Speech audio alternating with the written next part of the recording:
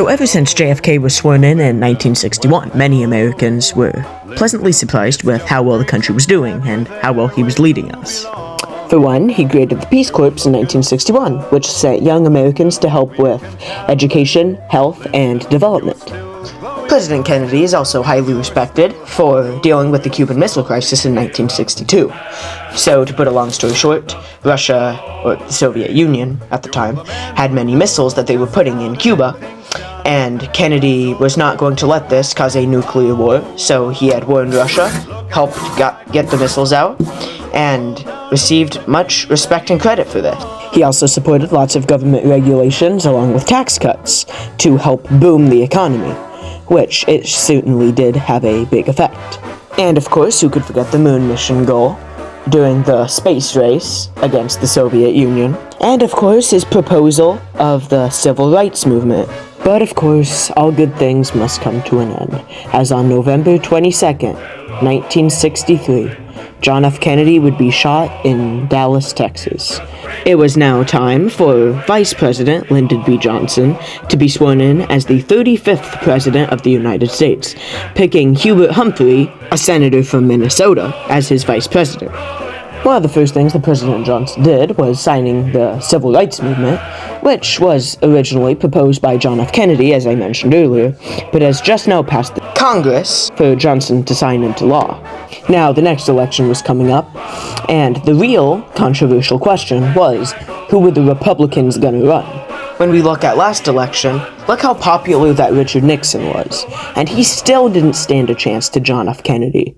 So the Republicans were gonna need to be very smart with who they picked. Candidates were Barry Goldwater, a senator from Arizona, Nelson Rockefeller, governor of New York, George Romney, governor of Michigan, Henry Cabot Lodge Jr., a very well-known ambassador and former vice presidential candidate, running alongside Richard Nixon in 1960, and William Scranton, governor of Pennsylvania.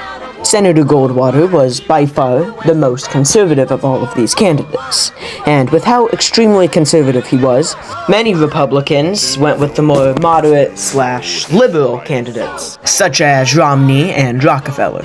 However, the GOP was very divided, and conservatism just seemed to be the way to go, so Barry Goldwater just so happened to win the nomination. The Democrats, on the other hand, were very united in picking Lyndon B. Johnson to run for re-election. The only competitor that Johnson had was George Wallace, governor of Alabama. But as Johnson was known as an anti-segregation president, and Wallace was, well, let's just say not. And of course, Johnson's running mate was Hubert Humphrey, his vice president. Goldwater picked his running mate to be William E. Miller, a representative from New York, and much more moderate than Goldwater on many stances. So this was a very clever choice. Much of Johnson's campaign was ran on expanding federal government programs, and these were known as the Great Society. It included things like Medicare, Medicaid, education, housing and urban development, and job training. Goldwater, on the other hand, was very different. Goldwater wished to drastically reduce the size of the federal government, cut taxes, and eliminate or privatize programs that he saw as wasteful or unconstitutional. Goldwater opposed the Civil Rights Act, not because he was racist or opposed civil rights in general, but because he thought it exceeded federal constitutional power. November 3rd, 1964 is the date that the election took place. Goldwater's dominance is only in the Deep South, and he only carried 6 states, including Arizona, his home state, of course.